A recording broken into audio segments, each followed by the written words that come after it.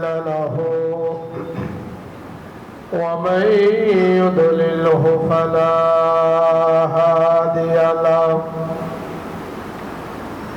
ونشهد أن لا إله إلا الله وحده لا شريك له ونشهد أن سيدنا وسندنا ومولانا محمدا عبده ورسوله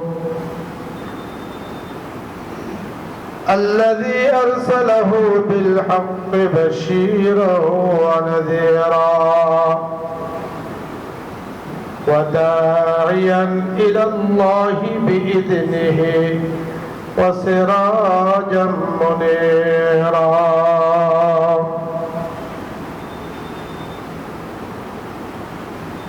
فقد قال الله تبارك وتعالى في القرآن العظيم أعوذ بالله من الشيطان الرجيم بسم الله الرحمن الرحيم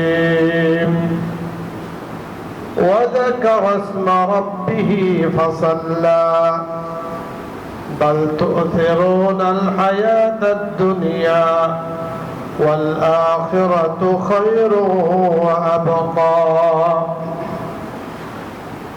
وقال النبي صلى الله عليه وسلم بسم الله الذي لا يضر مع اسمه شيء في الأرض ولا في السماء وهو السميع العليم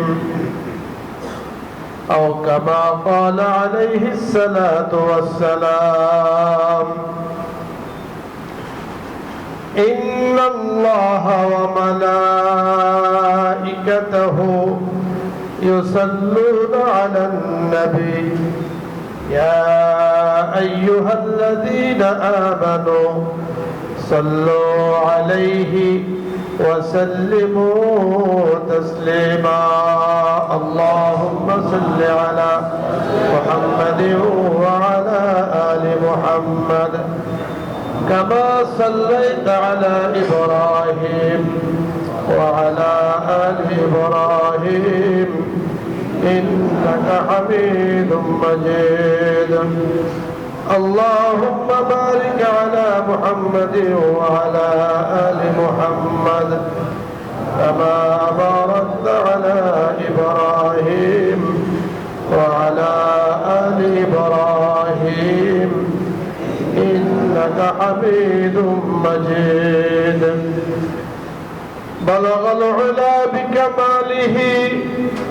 كشف الدجى بجماله حسنت جميع خصاله صلوا عليه وآله محترم معزز মুসল্লিয়ান কিরাম মুরব্বিয়ান ইযাম মহান আল্লাহ সুবহানাহু ওয়া তাআলা দরবারে শুকরিয়া আদায় করছি যে রব্বে করিম আমাদেরকে পবিত্র জুমার সালাত আদায় করার জন্য আল্লাহ পাকের ঘর মসজিদে আসার তৌফিক দান করেছেন মুহাব্বতের সাথে শুকরিয়া তান বলি আলহামদুলিল্লাহ আল্লাহ পাক আমাদেরকে হায়াত দিয়েছেন এই হায়াতকে বরকতময় করেছেন এই হায়াতকে নিয়ামত দ্বারা ভরপুর করে রেখেছেন এবং এই হায়াতকে সুস্থ সবল রাখার জন্য আল্লাহ তাআলা বহু বিধানাবলী বহু নিয়ামত আমাদেরকে দান করেছেন সুবহানাল্লাহ আপনারা দেখেছেন এখন অনেক চিকিৎসা বের হয়েছে পরীক্ষা নিরীক্ষা বের হয়েছে এক সময় চিকিৎসার এত উন্নতিও ছিল না পরীক্ষা নিরীক্ষাও এত ছিল না গাছপালা তরুণতার মধ্যে আল্লাহ পাক এত আরোগ্যতা এত পাওয়ার রেখেছেন যে বড় বড় রোগ গাছপালা ইত্যাদি দ্বারা আল্লাহ তাআলা ভালো করে দেন কথা বলা ঠিক কিনা আগে কবিরাজি চিকিৎসা ছিল খুব হাকিমি চিকিৎসা এরা বিভিন্ন গাছপালা তরুলতা দিয়ে ওষুধ বড়ি বানাতো।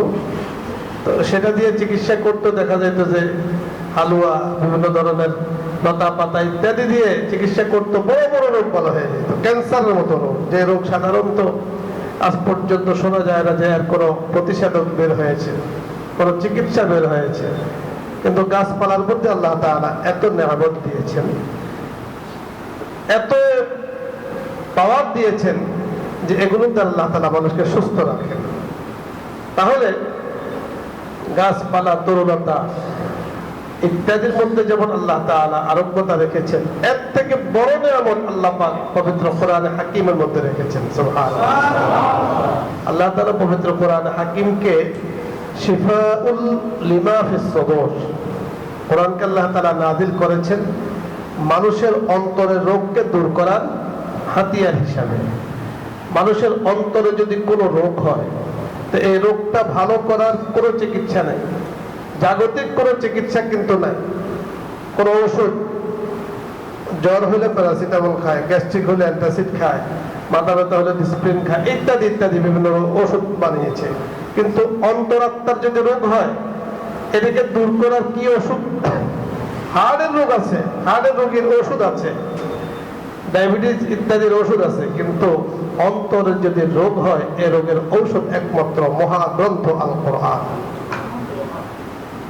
অন্তরের রোগের ঔষধ আল কোরআন। আপনি তেলাওয়াত করেন, মনের রোগ থাকবে না, যত ধরনের রোগ হোক। আজকাল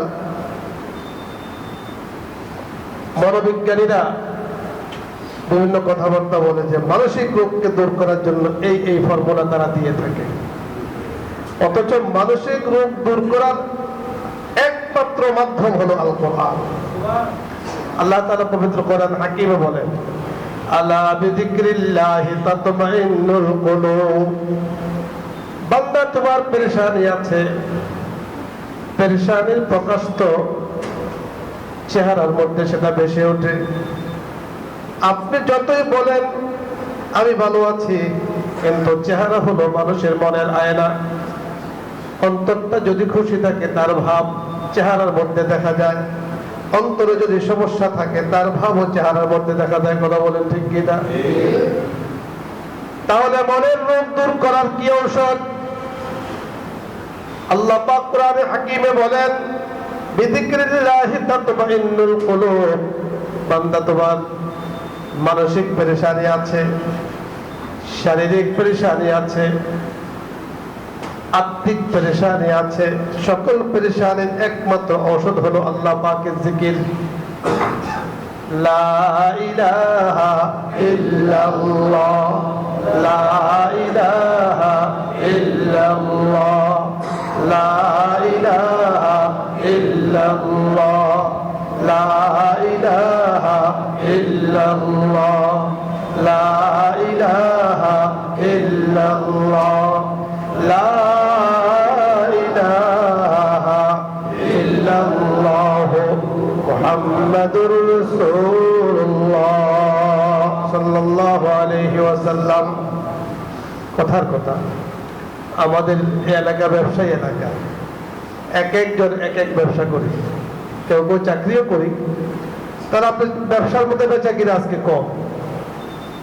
অনেক দোকানদার আছে বেচা কিনা নাই, সপ্তাহে সপ্তাহ চলে যায়, বেচা কিনা হয় না। এটা কি খুশির বিষয় নাকি পেরেশানির বিষয়? কথা বলেন। তোদের বেচা কিনা নাই, আমি খুব খুশি আছি, এই ধরনের লোক আছে। চাকরি করেন, বেতন নাই, এটাও তো পেরেশানির বিষয়। কথা বলেন। দোকান আছে, বেচা কিনা নাই, কাঁচামালের বেচা কিনা করেন, সকাল থেকে সন্ধ্যা পর্যন্ত কি নাই, বিক্রি নাই, এটা পেরেশানের বিষয়। এই পেরেশানের কোনো বিষয় না যদি তুমি আল্লাহ পাকের জিকির করো। আপনি দোকানে বসে লা ইলাহা ইল্লাল্লাহ জিকির করেন, সুবহানাল্লাহ সুবহানাল্লাহ বলতে থাকেন, তো আল্লাহ পাক কুদরতি ভাবে আল্লাহ তাআলা কাস্টমারকে আপনার দোকানে পাঠিয়ে দেবেন। সুবহানাল্লাহ। আপনি টের পাবেন না যে কোত্থেকে আসতেছে এত কাস্টমার। সারাদিন দেখা যায় কাস্টমার নাই, হঠাৎ করে বিকালে বাজার থেকে আসা পর্যন্ত এত কাস্টমার, বেচে আর কুলান যাচ্ছে না। এটা কিসের বরকত? জিকিরের বরকত। জিকিরের বরকত। কারণ আপনি যত পেরেশানি করেন, আল্লাহ পাকের জিকির যদি আপনি না করেন, আল্লাহ পাক যদি বরকত না দেয়, তা আপনার জিন্দেগিতেও তো বরকত পাবেন না। এজন্য পেরেশানি দূর করার একমাত্র মাধ্যম হলো জিক্রুল্লাহ, আল্লাহ পাকের জিকির। এখন জিকির কি কি? জিকির একটা বললাম, লা ইলাহা ইল্লাল্লাহ জিকির। আরেকটা জিকির আছে, সে জিকির কি? আল্লাহ আল্লাহ আল্লাহ আল্লাহ আল্লাহ আল্লাহ আল্লাহ আল্লাহ মহা জিকির আল্লাহ। রাত্রে ঘুম আসে না, তো আপনি একটা তসবিহ হাতে নিয়ে অথবা হাতের যে করগুলো আছে এগুলোতে গনে গনে আল্লাহ পাকে জিকির করতে থাকেন, আল্লাহ আল্লাহ জিকির করেন। কোনখান দিয়ে ঘুম চলে আসবে আপনি টেরই পাবেন না। কারণ জিকির দ্বারা মনের প্রশান্তি হয়, আল্লাহ পাকের জিকিরে প্রশান্তি পাওয়া যায়, শান্তি পাওয়া যায়। নাযালাত আলাইহিমুস সাকিনা, যারা জিকির করে তো আল্লাহ পাক তাদের উপরে আল্লাহ তাআলা সাকিনা নাজিল করেন, প্রশান্তি নাজিল করেন। প্রশান্তি নাজিল মানে কি? দেখেন, এক ঘুমের ওষুধ যারা খায়, ঘুমের ওষুধ খাওয়ার কারণে কি হয়? শরীরের যে নার্ভগুলো আছে এই নার্ভগুলো কি হয়? দুর্বল হয়। তো দুর্বল হওয়ার পরে আস্তে করে ঘুম আসে। এই জন্য কই যে ঘুমের ওষুধ খাইলে কি আসে? ঘুম আসে। কোনো ওষুধ লাগবে না, ঘুমের ওষুধ আপনার খাওয়া দরকার নাই। ঘুমের ওষুধ খাইলে খাওয়াই লাগে। আজকাল থেকে ঘুমের কোনো ওষুধ দরকার নাই, মহা ওষুধ হলো আল্লাহ পাকের জিকির। আল্লাহ আল্লাহ জিকির করে শরীরও ভালো থাকবে, ঘুমও আসবে। আর ঘুম যার আসবে, রাত্রে আরামে ঘুম আসবে, দিনে সারাদিন কাজ করেন, কোনো সমস্যা নেই। সারা রাত্র ঘুম হবে না, সারাদিন পেরেশানিতে থাকবে। কথা বলেন ঠিক কিনা? তাহলে এক নম্বর হলো লা ইলাহা ইল্লাল্লাহর জিকির, দুই নম্বর হলো আল্লাহ আল্লাহ আল্লাহর জিকির। এখন আপনি বলেন, দোকানে বসে আছেন, বেচা কিনা নাই, আপনি যখন এই দুইটা জিকির করেন তো আপনার সময় যে কোনখান দিয়ে পার হয়ে যাবে আপনি টেরই পাবেন না। সময় যে কোনখান দিয়ে চলে যাচ্ছে টেরই পাবেন না। বেচা কিনা নাই, এই চিন্তা করার সময় কই? কাস্টমার আসছে, মুখে জিকির চালান, কি বলে, মুখে জিকির চালান, আপনি বেচা কিনা করেন, টেরই পাবেন না। দেখবেন যে মনের মধ্যে প্রশান্তি আসবে। আর মনের অশান্তির কারণে বহু রোগের সৃষ্টি হয়, বহু রোগ তৈরি হয়। আমরা বলি না, ডাক্তাররা কি বলে, প্রেশার যখন বেড়ে যায়, হাই প্রেশার হয়, তখন কি বলে, আপনার ঘুম ঠিক মতো হয় না, এই জন্য হাই প্রেশার। তখন কি বলে, আপনার মনে করুন পেরেশানি আছে, এই জন্য হাই প্রেশার। এরা ওষুধ দেয়, প্রেশার যেন কম থাকে, পেরেশানি যেন কম থাকে, টেনশন যেন কম থাকে, এই জন্যই ওষুধ দেয়, যেন প্রেশারটা কমে যায়। কথা বলেন ঠিক কিনা? তো আল্লাহ পাকের জিকির দ্বারা এগুলো সব ঠিক থাকে। এই জন্যই আল্লাহ তাআলা বলেন, আলা বিযিকরিল্লাহি তাতমাইন্নুল কুলুব। বান্দা তুমি জিকির করো সকাল সন্ধ্যায়। সকালে আপনি ফজরের নামাজ পড়েছেন, ফজরের নামাজের পরে হুয়াল্লাহুল্লাযী লা ইলাহা ইল্লাহু সূরাতুল হাশরের শেষ 3 আয়াত মুহাব্বতের সাথে মসজিদে বসে অথবা যেখানে নামাজ পড়েছেন ওখানে বসে আপনি পড়েছেন। ইমাম তিরমিজি রাহমাতুল্লাহি আলাইহি বলেন, তিরমিজি শরীফের হাদিস, সকালে যখন আপনি সূরাতুল হাশরের হুয়াল্লাহুল্লাযী লা ইলাহা ইল্লাহু আলিমুল গায়বি ওয়াশ শাহাদাতি হুয়ার রাহমানুর রহিম আপনি তেলাওয়াত করেছেন, মাগরিব পর্যন্ত ৭০,০০০ ফেরেশতা আপনার নিরাপত্তার জন্য আল্লাহ রাব্বে কারীমের কাছে দোয়া করতে থাকেন। সুবহানাল্লাহ। মাত্র 3 আয়াত আপনি পড়েছেন, ৭০,০০০ ফেরেশতা আপনার জন্য নিয়োজিত হয়ে গিয়েছে, আল্লাহ করে দিয়েছেন। তাহলে পেরেশানি আসবে কখন? মাগরিবের পরে যখন আবার পড়েছেন তো ফজর পর্যন্ত ৭০,০০০ ফেরেশতা আবারও আমার মাগফিরাত, আমার নিরাপত্তার জন্য দোয়া করতে থাকে। তাহলে এই আমলটা করা যাবে ইনশাআল্লাহ। এক নম্বর হলো সময় যাতে নষ্ট না হয়, লা ইলাহা ইল্লাল্লাহ জিকির। 2 নম্বর হলো আল্লাহ আল্লাহ জিকির। 3 নম্বর হলো সকালে হুয়াল্লাহুল্লাযী সূরাতুল হাশরের শেষ 3 আয়াত তেলাওয়াত করা, মাগরিবের পরে তেলাওয়াত করা। এগুলো পারি না, এখানে আমার মনে একজনও নেই, যা বললাম আমি একজনও নাই। আল্লাহ আল্লাহ পারেন না, লা ইলাহা ইল্লাল্লাহ পারি না, আমরা হুয়াল্লাহুল্লাযী পারি না, এটাও সকলে পারি। 2-1 হয়তো থাকতে পারি না, কিন্তু আমার মনে হয় যে সকলে পারে। কারণ আমরা ছোটবেলা মসজিদের মধ্যে ইমাম সাহেব বলতেন, আমরা সাথে সাথে বলতাম, বা আমাদেরকে পড়াইছেন, এটা আমাদের কাছে খুব প্রসিদ্ধ জিকির। কথা বলেন ঠিক কিনা?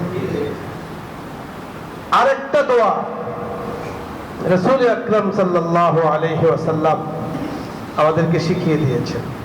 এক সাহাবী রাসূলের কাছে গিয়েছেন, বলেছেন, ইয়া রাসূলুল্লাহ, গত রাত্রিতে একটা বিচ্ছু আমাকে ধ্বংসন করেছে, তার ব্যথায় সারা রাত্র ঘুম হয়নি। রাসূল সাল্লাল্লাহু আলাইহি সাল্লাম বলেছেন, তুমি যদি মাগরিবের পরে একটা দোয়া বলতে, তো বিচ্ছু কামড় দিয়েছে তার ব্যথা তুমি অনুভব করতে না। কথা বলেন, বিচ্ছু কামড় যদি দিয়েও দেয় ব্যথাটা তুমি পাইতে না, প্রথমত কামড়ে দিত না, আর যদি কোনো কারণে দিয়েও দেয় ব্যথা তোমার ভিতরে আসবে না। এটা অন্তত মাগরিবের পরে 3 বার এই দোয়াটা, ফজরের পরে 3 বার এই দোয়াটা বললে দুনিয়ার যত ধরনের খারাপি, অর্থাৎ পোকা মাকড় জিন ইনসানের খারাপি আছে, এই সকল খারাপি থেকে আল্লাহ পাক আপনাকে আমাকে হেফাজত করবেন। আমাদের কথাগুলো বাইরে যাচ্ছে, সারা বিশ্বে প্রচারিত হচ্ছে, সকলের জন্য এই আমল।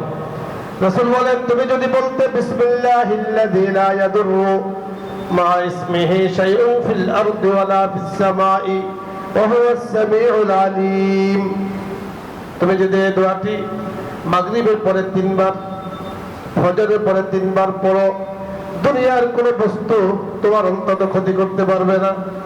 আপনি তো আল্লাহ তাআলার কাছে বলেছেন বিসমিল্লাহিল্লাযী লা ইয়াদুররু, আল্লাহ আকাশে এবং জমিনে যত ধরনের আপনার সৃষ্টি, আপনার মাখলুকাত বাস করে, কেউ যাতে আমার ক্ষতি করতে না পারে, আপনার কাছে সাহায্য চাই। আপনি যখন আল্লাহ পাকের কাছে সাহায্য চেয়েছেন, সকালে 3 বার বুজুর্গানে দিন বলেন, মাগরিবের পরে বুজুর্গানে দিন আমল করেছেন, তারা এর উপকার পেয়েছেন। আল্লাহ রাসূল সাল্লাল্লাহু আলাইহি সাল্লাম সাহাবীকে বলেন, তুমি যদি প্রতিদিন এই আমল করতে, মনে রাখবা কোনো কিছু তোমার কোনো ক্ষতি করতে পারবে না। সুবহানাল্লাহ।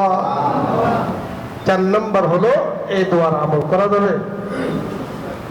এটা আমাদের একটু মুখস্থ করতে একটু কষ্ট, আমি তো জানি কোনটা আপনাদের মুখস্থ আছে কোনটা নাই, এতটুকু বুঝি। বিসমিল্লাহিল্লাযী লা ইয়াদুররু মা ইসমিহি শাইউন ফিল আরদি ওয়ালা ফিস সামাই ওয়া হুয়াস সামিউল আলীম। এই দোয়ার পাওয়ার কতটুকু ইতিহাসের কিতাবের মধ্যে আছে।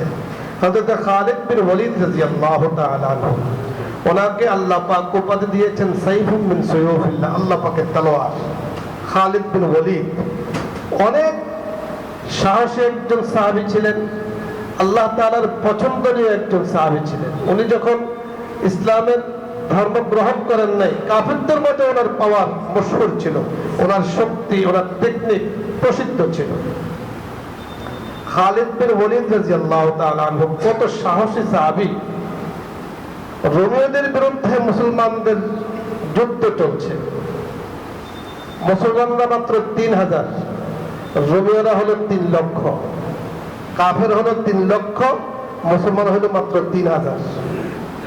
তো 3000-এর মোকাবেলায় 3 লক্ষ, 3 লক্ষের মোকাবেলায় 3000, ওদের কাছে তো মানে মুসলমানদেরকে ভাগ করে দিল তো এরা বাগে পাবে না সবাই। কথা বলেন ঠিক কিনা?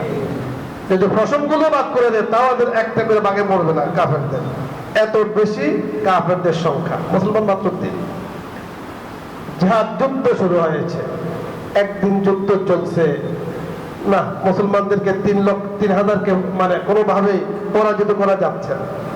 দ্বিতীয় দিন হইল পরাজিত করা যাচ্ছে না, তৃতীয় দিন হইল তাও পরাজিত করা যাচ্ছে না।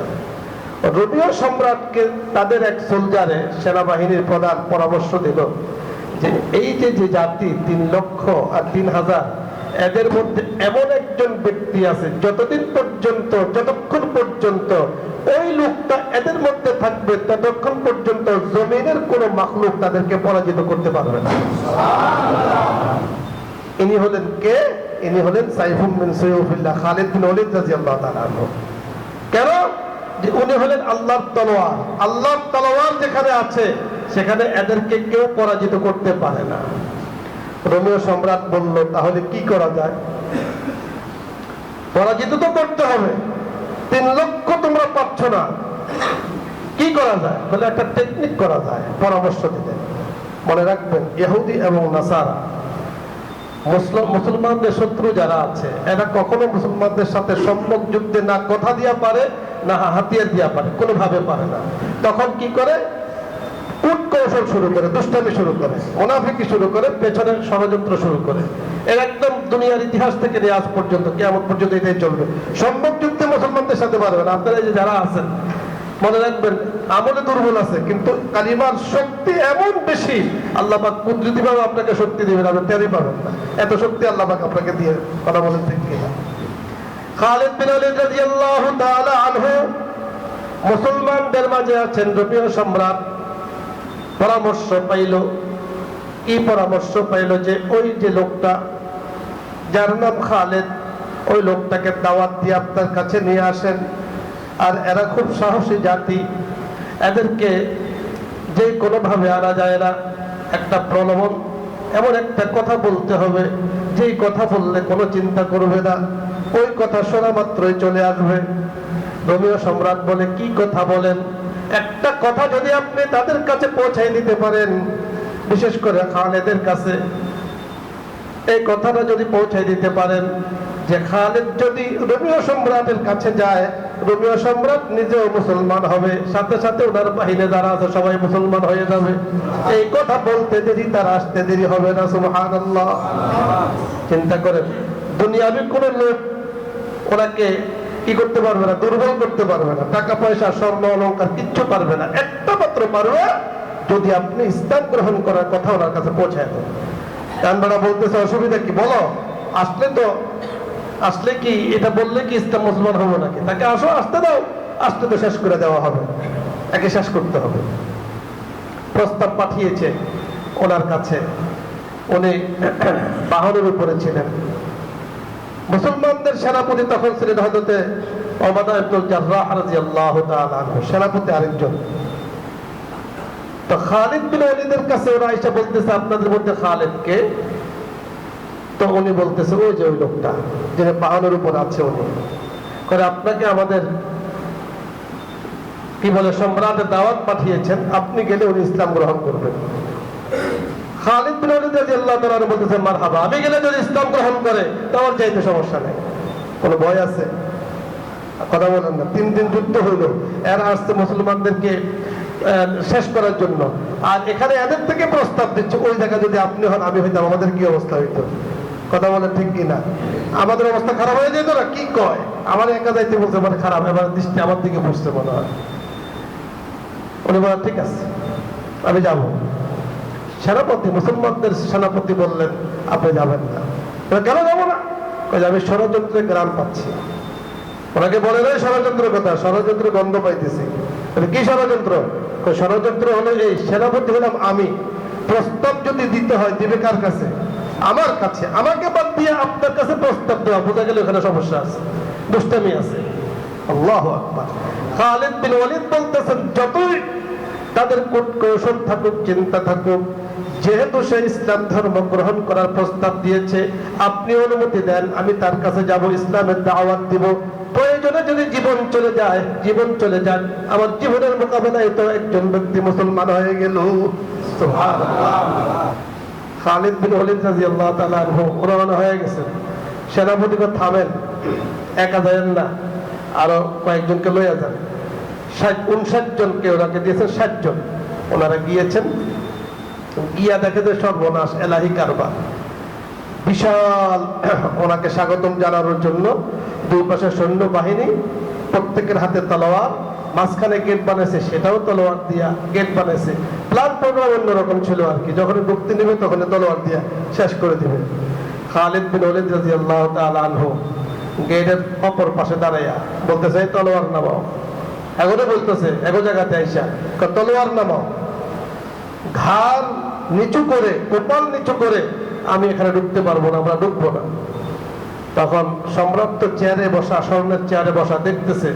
উনি এখান থেকে বলতেছে, তলোয়ার নামাও। গোলা তলোয়ার নামানো যাবে না, সম্রাটের নিষেধ আছে। তলোয়ার যদি না নামাও আমরাও যাব না। উনি পাল্টা হুমকি দিয়েছেন, আমরা ঢুকবো না। একবার, দুইবার, তিনবারের সময় বলতেছেন, তলোয়ার যদি না নামাও তাহলে আমার কাছে যে তলোয়ার আছে, আরো আমাদের কাছে যেগুলো আছে, এগুলো যদি বের করে একটাও বাঁচতে পারবো না। সুবহানাল্লাহ। এত বড় হিম্মত কই পেলেন? সম্রাট এখান থেকে বলতেছে, খালিদ, ধমক দাও কাকে? 2 লক্ষ তো দাঁড়াই আছে, আর 2 লক্ষ পেছনে আছে, টের পাইতেছো না? লক্ষ লক্ষ সৈনিক, তোমরা মাত্র 59 জন, 60 জন, টের পাও না যে কি হবে? উনি বলেন, ওয়ালা তাহিনু ওয়ালা তাহজানু ওয়া আনতুমুল আ'লাউন ইন কুনতুম মুমিনিন। ঘোষণা দিয়েছেন, সাবধান, আমাদের কোনো চিন্তা নেই, আমাদের কোনো পেরেশানি নাই। আমাদের একটা বিশ্বাস আছে, যার ভিতরে ঈমান আছে সে হলো জিন্দা, যার ভিতরে ঈমান নাই যে মুশরিক সে হলো মুর্দা। তোমাদের ভিতরে ঈমান নাই, 4 লক্ষ কেন 4,000 কোটি হইলো, এগুলো মুর্দা। মুর্দার সামনে আমরা 60 জন হলাম জিন্দা, আমাদের কোনো পরোয়া নাই। এই হলো খালিদ বিন ওয়ালিদ রাদিয়াল্লাহু তাআলা আনহু। কথা বুঝছেন? ইতিহাস অনেক কিছু বলে। তো খালিদ বিন ওয়ালিদ রাদিয়াল্লাহু তাআলা আনহু যখন এইভাবে ধমক দিলেন, কোরআনে আয়াত বললেন, তখন সম্রাট বলতেছে নামাও, এদের সাথে পারা যাবে না, নামাও, সব নামাও, এদেরকে যেভাবে চায় ওইভাবে আসতে দাও। এ হলো মুসলমানদের শিক্ষা। মুসলমান যত ইমানের উপরে বলিষ্ঠ থাকবে, মজবুত থাকবে, আল্লাহ পাকের সাহায্য তত বেশি তার কাছে আসবে। খালিদ বিন ওয়ালিদ রাদিয়াল্লাহু তাআলা আনহু এক যুদ্ধের মধ্যে পানির পিপাসা লেগেছে, তো ওনাকে পানি দেওয়া হয়েছে। ওই পানি ওনার পান করা দরকার। এখন পানি মুখে দিবে এমন টাইমে একজনে বলতেছে হুজুর আমি তো সমস্যা আছে। তখন উনি বলতেছেন বিসমিল্লাহিল্লাযী লা ইয়াদুররু মা ইসমিহি শাইউন ফিল আরদি ওয়ালা ফিস সামাই ওয়া হুয়াস সামিউল আলিম। এই দোয়া পড়ে যখনই বিষযুক্ত পানি পান করেছেন, আল্লাহ রাব্বুল কারীম ওই বিষযুক্ত পানি দিয়ে ওনার তৃষ্ণাকে নিবারণ করে দিয়েছেন। বিষের কোনো প্রতিক্রিয়া ওনার দেহের মধ্যে হয় নাই। এই হলো বিসমিল্লাহিল্লাযী লা ইয়াদুররু মা ইসমিহি, যেটা শিখাইলাম আপনাদেরকে একটু আগে। এর এত পাওয়ার, এত ফজিলত। এজন্য ইয়াকিন ও বিশ্বাস করে কোন ব্যক্তি যখন এই দোয়া পড়বে আল্লাহ পাকের উপর 100%, তো আল্লাহ পাক 100% তাকে হেফাজত করবেন। সুবহানাল্লাহ। আপনারা জানেন রাসূল আকরাম সাল্লাল্লাহু আলাইহি ওয়াসাল্লাম মক্কা থেকে যখন মদিনায় হিজরত করে যান, তখন যারা হজে গিয়েছেন দেখেছেন সেই গুহার মধ্যে আল্লাহ পাকের হুকুমে আশ্রয় নিয়েছেন। হযরত আবু বকর সিদ্দিক রাদিয়াল্লাহু তাআলা আনহু দেখলেন যে আল্লাহর রাসূল তো ক্লান্ত, পরিশ্রান্ত, যার চেহারার মধ্যে ভেসে উঠছে পুরো ক্লান্ত চেহারা। তো মাটিগুলোকে সুন্দর করে একটু সমান টমান করে দিয়ে, সমস্ত ছিদ্রকে বন্ধ করে দিয়ে, একটা ছিদ্র খালি ছিল, বন্ধ করতে আর পারেন নাই, তো নিজের রানটা দিয়েছেন রাসূল যেন এখানে ঘুমান, বিশ্রাম করেন। রাসূল সাল্লাল্লাহু আলাইহি ওয়াসাল্লাম সেখানে মাথা রেখে ঘুমাচ্ছেন, বিশ্রাম করতেছেন। নিচের থেকে অনবরত একটা বিচ্ছু ধ্বংসন করছে, অনবরত, একবার দুবার না, কামড়াইতেছে, কামড়াইতে, বিচ্ছুর কামড়ের ব্যথা তো মারাত্মক। হযরত আবু বকর সিদ্দিক রাদিয়াল্লাহু তাআলা আনহু চিন্তা করলেন ব্যথায় কষ্ট পায়, কিন্তু পাও যদি নাড়া দেয় রাসূলের ঘুম ভেঙে যাবে, রাসূলের কষ্ট হবে, আবু বকরের জীবন চলে যেতে পারে, রাসূলের কষ্ট হবে, এটা আমি সহ্য করতে পারবো না। সুবহানাল্লাহ। এটা হলো আশিকের রাসূল, এটা হলো মুহাব্বত। পাও নাড়ান না, কিন্তু ব্যথা এত বেশি যে চোখ দিয়ে ঝারঝার করে পানি বের হয়ে গিয়েছে। রাসূলের চেহারা মোবারকের মধ্যে 2 ফোঁটা চোখের পানি পড়েছে। রাসূলের ঘুম ভেঙে গিয়েছে। জিজ্ঞাসা করলেন আবু বকর কি হলো? আবু বকর রাদিয়াল্লাহু তাআলা আনহু বলেছেন, ইয়া রাসূলুল্লাহ, গোস্তাখি ভাব চাই, বেয়াদবি হয়ে গেছে, পাও নড়ে গিয়েছে, আসলে আমি ইচ্ছা করি নাই, নিচের থেকে কি যেন অনবরত আমাকে ধ্বংসন করছে, এর ব্যথায় পাও নাড়ি নাই, কিন্তু চোখ দিয়ে পানি পড়েছে, আপনার চেহারা মোবারকে পড়েছে, ইয়া রাসূলুল্লাহ মাপ চাই। রাসূল বলেন কোথায় ব্যথা? পা উঠাও। পা উঠিয়েছেন, মুখের লালা মোবারক আল্লাহর নামে লাগিয়ে দিয়েছেন, সাথে সাথে ব্যথা দূর হয়ে গিয়েছে। আপনারা বুঝতেছেন? বিসমিল্লাহিল্লাযী লা ইয়াদুররু মা ইসমিহি শাইউন ফিল আরদি ওয়ালা ফিস সামাই ওয়া হুয়াস সামিউল আলিম। আল্লাহ নামের এত বরকত। 4 নম্বর আমল। 5 নম্বর আমল হলো প্রতিদিন আপনি সকালে এবং সন্ধ্যায় ফজরের নামাজের পরে আয়াতুল কুরসি, এটাও মশহুর, অনেকে পারেন। আল্লাহু লা ইলাহা ইল্লা হুয়াল হাইয়ুল কাইয়্যুম লা তাখুযুহু সিনাতুন ওয়া লা নাওম লাহু মা ফিস সামাওয়াতি ওয়া মা ফিল আরদ মান যাল্লাযী ইয়াশফাউ ইনদাহু ইল্লা বিইذনি ইয়ালামু মা বাইনা আইদিহিম ওয়া মা খালফাহুম ওয়াসি'a কুরসিয়্যুহুস সামাওয়াতি ওয়াল আরদ ওয়া লা ইয়াউদুহু হিফযুহুমা ওয়া হুয়াল আলিয়্যুল আযীম। আয়াতুল কুরসি একটা আয়াত, কোরআনে কারীমের মধ্যে অনেক বরকত আয়াত। প্রতিদিন সকালে এবং সন্ধ্যায় আপনি যদি পড়েন এবং 5 ওয়াক্ত নামাজের ফরজ নামাজের পরে পড়েন, রাসূল আকরাম সাল্লাল্লাহু আলাইহি সাল্লাম বলেন এই ব্যক্তির মাঝে আর জান্নাতে যাওয়ার মাঝে কোনো পর্দা থাকে না, কোনো বাধা থাকে না, অর্থাৎ যখনই মারা যাবে তখনই আল্লাহর জান্নাতে চলে যাবে। সুবহানাল্লাহ। এই আয়াতুল কুরসির বরকত পড়া যাবে ইনশাআল্লাহ। আজকে শুধু আমলের কথাই বললাম, আরেকটা আমল আছে, সাইয়্যিদুল ইস্তিগফার। সাইয়্যিদুল ইস্তিগফার, আমরা তো দোয়া করি বিনা হিসাবে জান্নাতে যাওয়ার জন্য। আল্লাহ পাক যদি হিসাব নেন, হিসাব দেওয়ার মতো ক্ষমতা নবী হোক, অলি হোক, খতিব হোক, মুফতি হোক, আপনি হন, আমি হোক, কেউ হিসাব দিয়ে জান্নাতে যেতে পারবো না। কিভাবে যাবেন? বলে যে বাতাস তোমাকে দিয়েছে, বাতাসের টাকা পয়সা দেওয়া নাই, হিসাব দিয়ে যাও। যে শ্বাস প্রশ্বাস গ্রহণ করেছে, এটা হিসাব দিয়ে যাও। দিতে পারবো না? পারবো না। বিনা হিসাবে জান্নাতে যাওয়ার জন্য একটা আমল সকাল সন্ধ্যা, সেটা হলো সাইয়্যিদুল ইস্তিগফার। اللهم أنت ربي لا إله إلا أنت خلقتني وأنا عبدك وأنا على عهدك ووعدك ما استطعت أبوء لك بنعمتك علي وأبوء بذنبي فاغفر لي فإنه لا يغفر الذنوب إلا أنت يا أرحم الراحمين। সকালে ফজরের পরে যদি সাইয়্যিদুল ইস্তিগফার পড়েন, মাগরিবের আগে মওত হয়, ইন্তেকাল করলে আল্লাহ পাক বিনা হিসাবে আপনাকে জান্নাত দান করবেন। সুবহানাল্লাহ। মাগরিবের পরে পড়েন ফজর পর্যন্ত, এর মধ্যে যদি মওত হয় তো আল্লাহ পাক বিনা হিসাবে জান্নাত দান করবেন। সুবহানাল্লাহ। এই আমলগুলো করতে হবে। আমলগুলো সওয়াব ফজিলত পাওয়ার জন্য মাগরিবের নামাজ পড়েন, আমল করলে তো সওয়াব পাওয়া যাবে। ফজর নামাজ পড়ে আমল করলে তো সওয়াব পাওয়া যাবে। হুজুর আমার সওয়াবটা দরকার, ফজর দরকার নাই, তাই সওয়াব পাওয়া যাবে না। ফজর নামাজও পড়তে হবে, মাগরিবের নামাজও পড়তে হবে। ওইগুলো আদায় করার পরে যদি আপনি আমল করেন তাহলে সওয়াব পাবেন, ওইগুলো বাদ দিয়ে সওয়াব পাওয়া যাবে না। আল্লাহ রাব্বুল কারীম আমাদেরকে কথাগুলো বোঝার তৌফিক দান করেন, আমল করার তৌফিক দান করেন। আমিন। ওয়া আখিরু দাওয়ানা আলহামদুলিল্লাহি রাব্বিল আলামিন। যারা সুন্নাত পড়ে নেয় সুন্নাত পড়ে নেয়। চলো চলো।